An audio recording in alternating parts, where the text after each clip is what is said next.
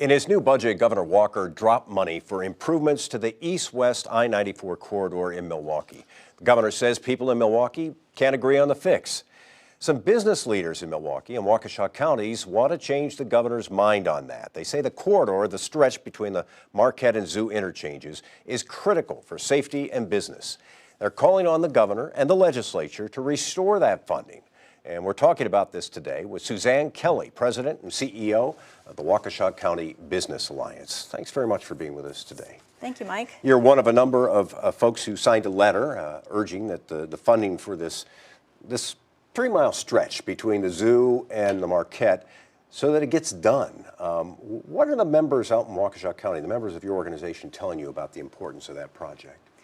Well, the I-94 east-west corridor is a major thoroughfare for commerce in our region, in Waukesha County, in Milwaukee County, and beyond.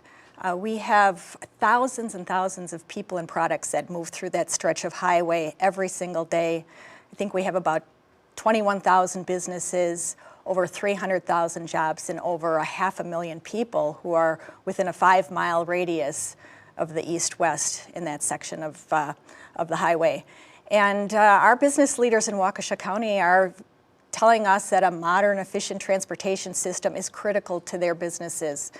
They need to get supplies in to manufacture their products, and they need to ship those products through the east-west to get them throughout the region, the state, and the country, as well as worldwide. This is, you and I were talking before this interview began, and this is, the challenge here is that there are a lot of competing interests, I would suggest, around the state. You have people outstate who feel like they need to be prioritized in terms of spending on projects in their neck of the woods. You have Speaker Voss, who said we need to do something to address concerns that are south of Milwaukee, that state line to Milwaukee area on 94.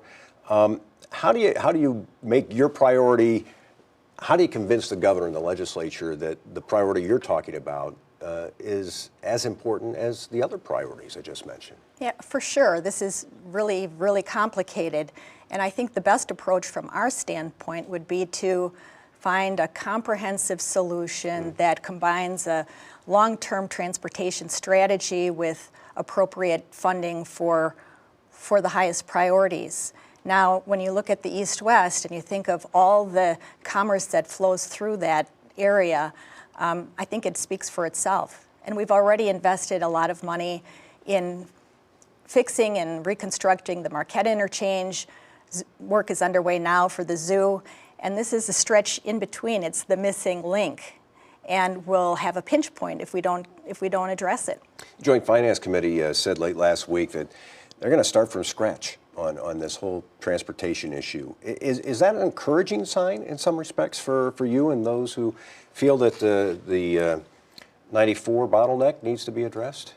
Well, this is the budget process, and it goes through lots of different versions, and I think anything, again, that entails a comprehensive solution is something that we would support. And I guess the logical question some people might have is when you say comprehensive solution, there are only so many different options out there. Some are revenue raisers, where you increase taxes or a registration fee. Some might be a toll road, something.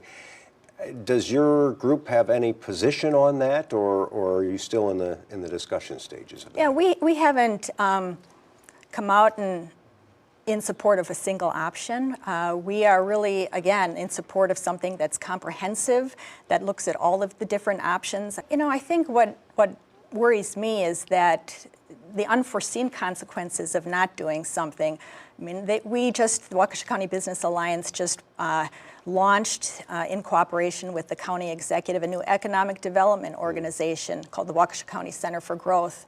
And so we are talking to businesses now all the time that are looking at expanding, are considering relocating to this area. We know that access to a modern transportation system is very high in the decision-making process.